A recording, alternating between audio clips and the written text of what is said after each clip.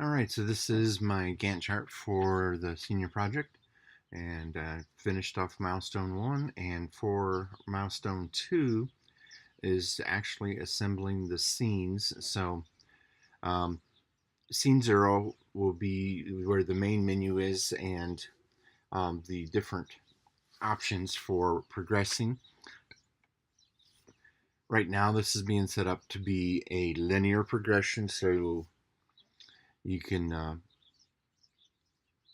choose scene 1, and then once you've done activities in scene 1, which includes 1, 2, 3, 4, 5, 6 sub scenes, then that will unlock scene 2, and then when you complete that one, scene 3, and so on through all the remaining scenes.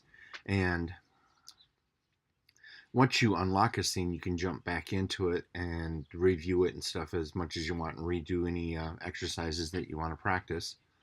And so the 6 sub-scenes are also featured in the VR version of the project too. And as the um, once the scenes are completely built out for the AR side, so that I can get the app submitted for approval, then I will also bring them into the VR project so that both of them have the same scenes and activities.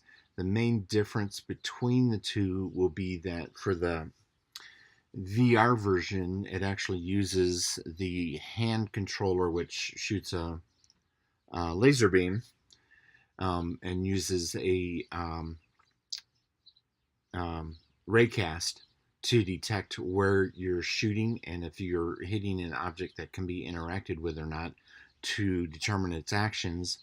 And on the AR side, there is a combination of touch screen buttons for standard interaction type things, and for multiple choice type interactions.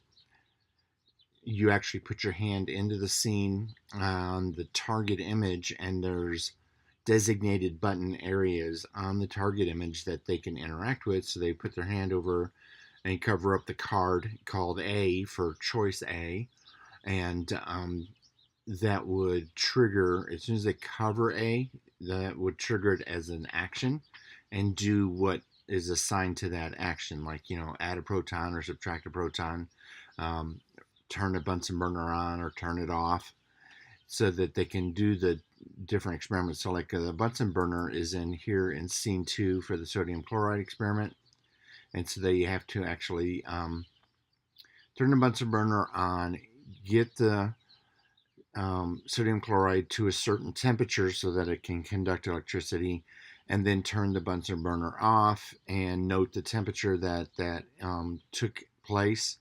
And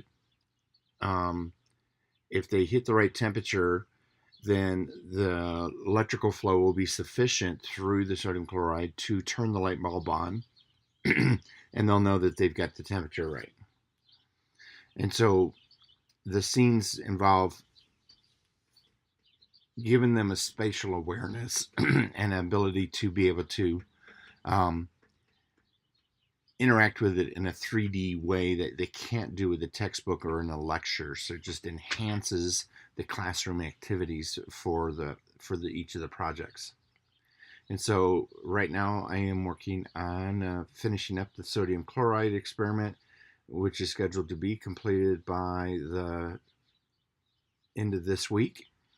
And then next week is spring break, but I will be continuing to work on projects so that I can get everything published on time.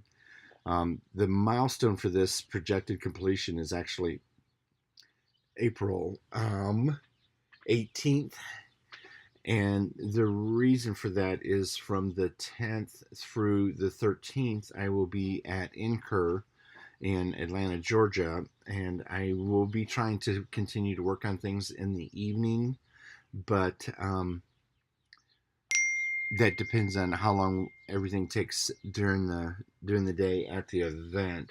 I know my presentation is on Friday morning, so I will probably have some time in the afternoons prior to Friday to also work on projects.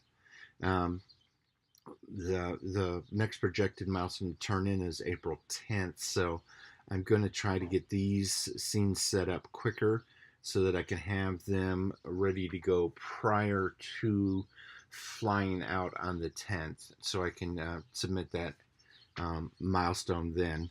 But we'll see how that's going on getting the interactions to work properly.